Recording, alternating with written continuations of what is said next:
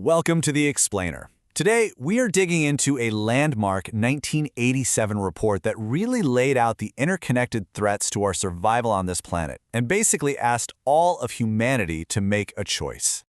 Okay, so let's just dive right in. The report, which was called Our Common Future, started with this incredible image. The whole point was to get us to step back and see our home not as a messy map of competing countries, but as one single living ecosystem. Just this small, fragile ball hanging in the void. So here's how we're going to break it down, following the report's own urgent logic. First, we'll get a handle on the crises facing the planet and how they're all tangled together. Then, we'll look at the shared resources at stake, what the report calls our global commons.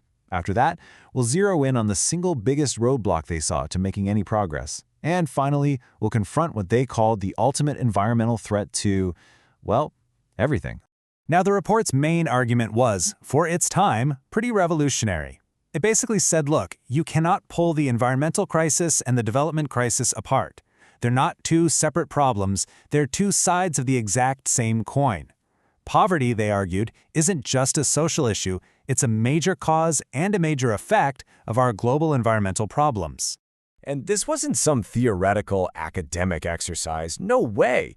While the Commission was doing its research and writing this report, the world was living through these absolute disasters. You had the famine in Africa, the horrifying chemical leak in Bhopal, the nuclear catastrophe at Chernobyl. These were happening in real time, proving the Commission's warnings weren't just for the future. They were for right now.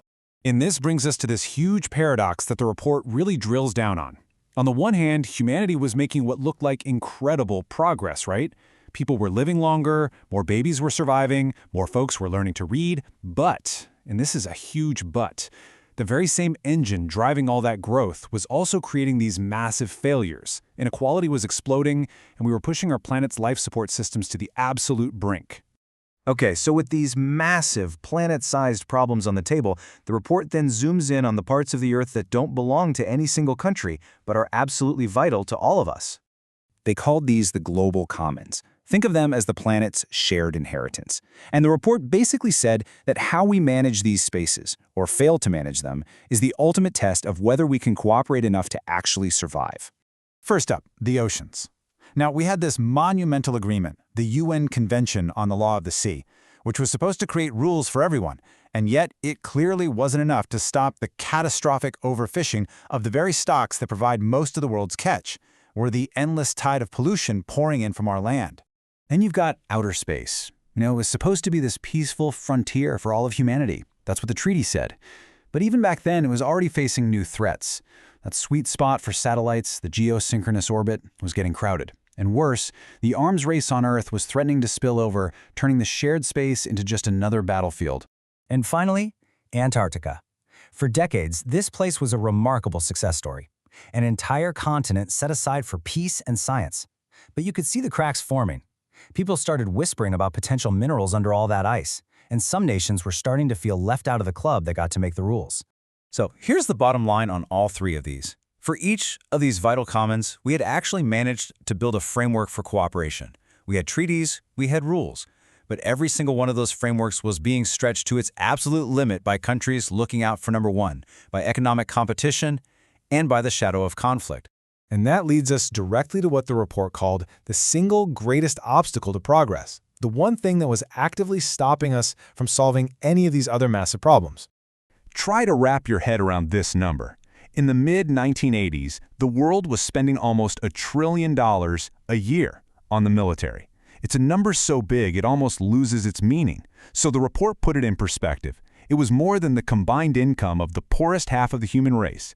It was this colossal diversion of money, materials, and pure human talent away from life and toward death. And the cost wasn't just in dollars. It was the brain drain.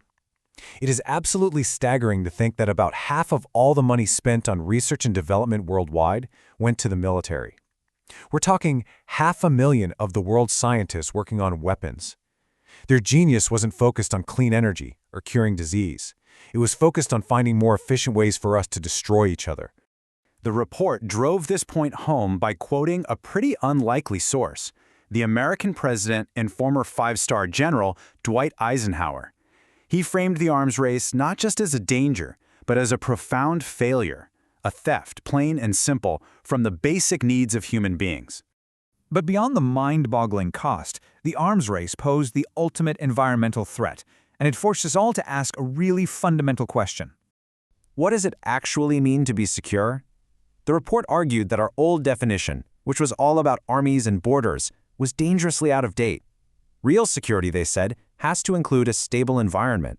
I mean, let's be honest, there's no military on Earth that can defend a country against rising sea levels. No missile system can stop a desert from spreading. An army can't protect you from a collapsing ecosystem. And here's why that mattered so much. The biggest fear wasn't just the immediate horror of a nuclear blast, but what would come after. Scientists from both sides of the Cold War were warning about something called a nuclear winter. The theory was that even a limited nuclear war could start so many fires that the smoke and dust would block out the sun for months. It would plunge the Earth into a deep freeze, wiping out agriculture worldwide and triggering a mass extinction. So in the end, the report left the world with this stark choice. We can either keep going down this path of division, of fighting over resources, of mutually assured destruction, or we can forge a new path of cooperation to secure our common future. That report was written decades ago, but the question it asks is just as urgent today, maybe more so. Which path have we chosen?